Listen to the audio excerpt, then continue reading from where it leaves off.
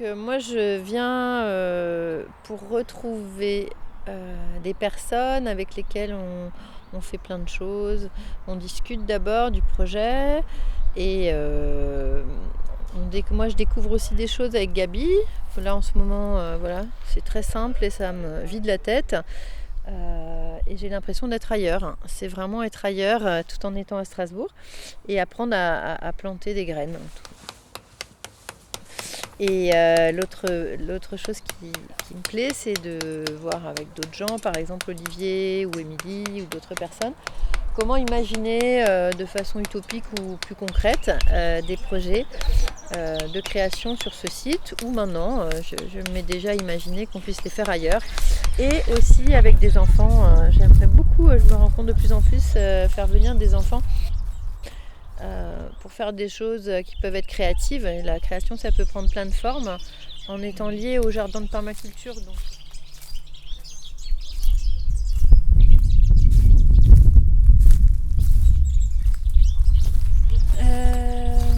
Déjà la situation depuis un an me permet d'être au grand air et de ne pas tourner en rond dans mon appart. c'est hyper favorable pour ma santé psychologique. Et ouais, j'aime bien venir ici parce que je sais mettre à profit mes connaissances. Donc je viens plutôt apporter que chercher. Et c'est quelque chose qui moi, m'est important dans ma démarche personnelle. C'est plutôt apporter que de chercher ou de prendre. Essayer d'enrichir les autres en même temps que dans un échange d'enrichissement personnel. Et donc ici, dans le jardin, je peux m'éclater, je peux m'exprimer, ma créativité, et plein de choses qui me sont importantes. Le lien à la terre, le lien à la nature, le lien à la nourriture. J'ai toujours mis beaucoup d'importance à savoir ce que je mange, d'où c'est que ça vient. Parce que ce qu'on mange, c'est notre carburant, c'est notre première médecine. Et donc, pour moi, c'est essentiel à une vie saine.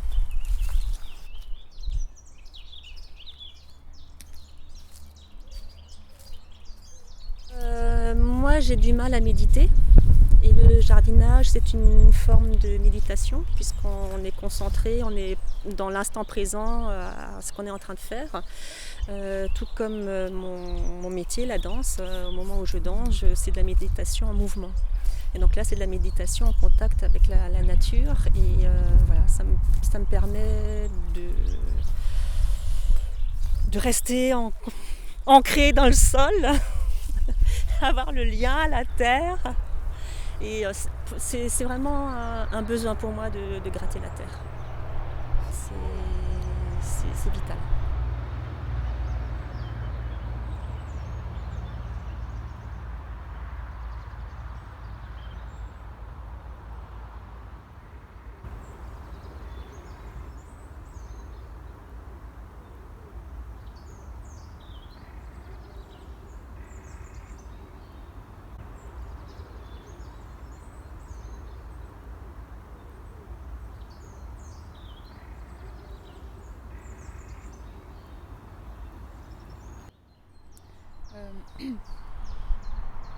Moi j'aime beaucoup venir sur ce site et je trouve le site paisible. Donc c'est un site de nature en ville, donc il est facilement accessible.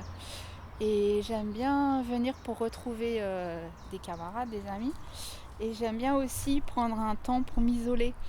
Et je viens au moins une fois par semaine, en toute saison, pour faire mon petit tour, pas mon petit tour du propriétaire, mais mon petit tour de la citoyenne de Strasbourg qui a l'occasion de mettre les pieds ici.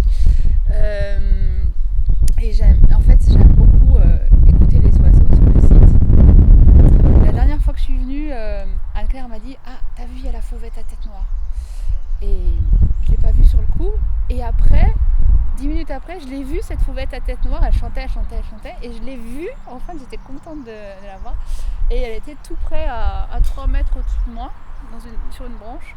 Je suis restée longtemps à l'écouter, et j'étais contente parce qu'en fait c'est un moment où on s'absorbe complètement dans la nature et on oublie,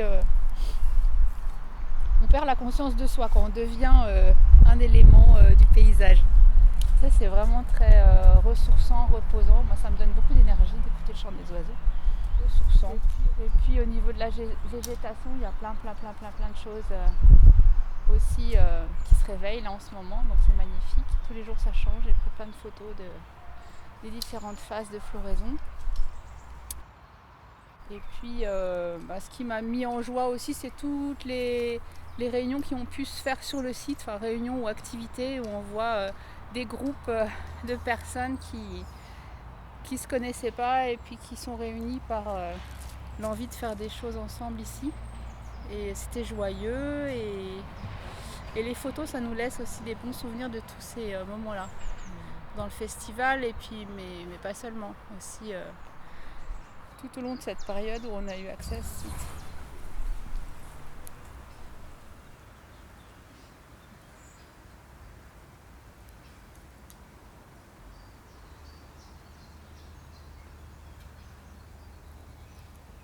Pour moi, c'est ça le lieu. C'est une nature en ville et un lieu où on entend le pouillot véloce, où on vient de voir des fauvettes à tête noire, où en hiver tu peux avoir un accès à la nature un peu sauvage. Pourquoi plus que dans les parcs ? Parce que c'est plus près. Pourquoi plus que dans la forêt de la Roberto, il y a moins de monde. Et il y a aussi un sentiment c'est quelque chose qui peut être qui est collectif, mais au-delà de public. C'est collectif. Je ne sais pas très bien ce que ça veut dire. Ça veut dire que c'est les gens qui en font quelque chose. Très contente de notre équipe, très contente on s'entendait pas, ça marchait pas, mais on a voulu tenir, on y est arrivé, on a adouci nos rapports, on s'est tenu dans l'objectif. Et ça, pour moi, c'est un cadeau hors du commun. Pour moi, c'est ce qu'il y a de plus chouette. Le fait et l'amitié, la douceur de vivre, venir ici le samedi, le dimanche, c'était un peu la maison bleue que l'individualisme. C'est ça qui est extraordinaire. Enfin, c'est ça que moi que j'ai aimé et qui me plaît.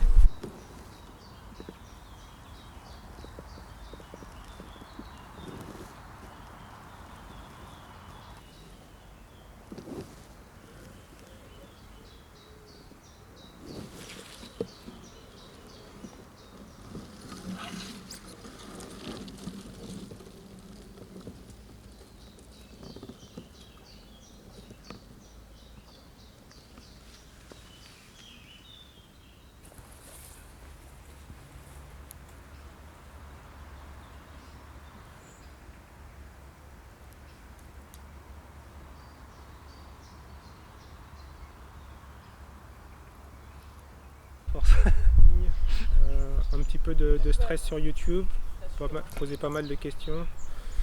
Jean Covici, Vincent Charlot, tous les gens tu te poses des questions, tu stresses un peu tout seul sur YouTube. Donc le truc naturel, c'est que tu as envie d'en parler avec des gens. En plus moi j'étais au chômage, donc c'est encore plus primordial. Je peux pas parler de la fin du monde à la machine à café. Donc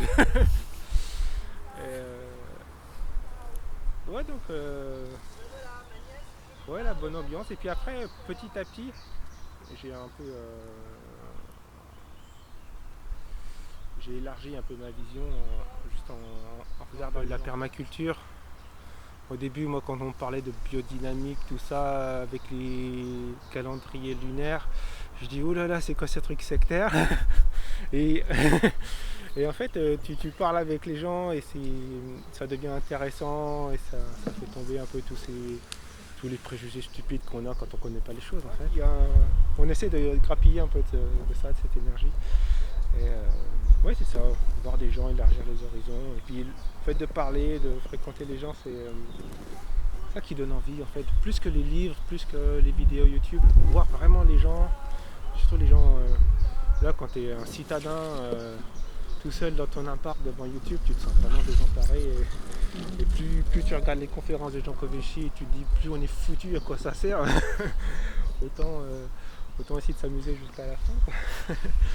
Et non, ouais, c'est ça.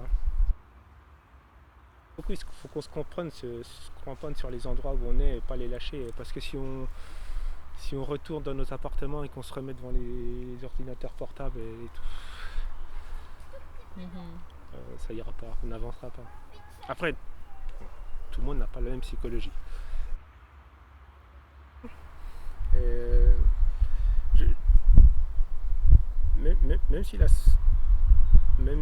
Même si tu es rationnel, hein, et que tu additionnes tous les faits, toutes les connaissances scientifiques et que tu dis c'est foutu, honnêtement, je veux dire, c'est pas on est foutu. Ça risque quand même d'être une décennie, il va se passer pas mal de choses, quoi. Ça va être palpitant, je pense. Et, alors bon, peut-être qu'on est en train de partir à la guerre, la fleur au fusil, comme en 14. Mais je ne serais pas surpris que oui, les 2 prochaines décennies, ça remue dans tous les sens. Alors bon, peut-être que ça va être une révolution fasciste qu'on va se taper du fascisme pendant 10 ans, 20 ans. Mais bon, ça va secouer, ça va remuer, ça va être intéressant.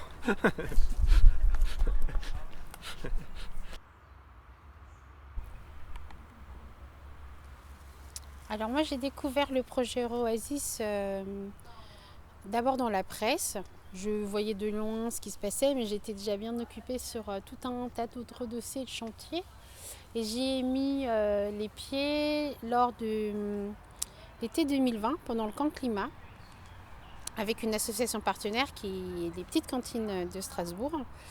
Et je pense comme beaucoup de gens, eh bien, j'étais fascinée par le lieu, d'arriver dans 2 hectares de forêt en plein cœur de ville. Et ce projet enthousiasmant, incarné par des personnes vivantes et je vais le dire quand même comme ça, de vraies sources d'inspiration, de dire qu'il y avait quelque chose à faire, parce que je suis moi intimement convaincue que si nous n'arrivons pas à travailler sur des modèles de résilience avec l'urbanité, alors c'est que nous courons vraisemblablement à notre perte. Et si ce n'est pas au cœur des villes que nous trouvons le moyen d'être mieux en lien avec notre environnement, alors ce sera beaucoup plus compliqué qu'on l'imagine de préserver notre lien au vivant, nous en tant qu'êtres humains. Donc voilà, et c'est pour ça que moi je suis ici personnellement.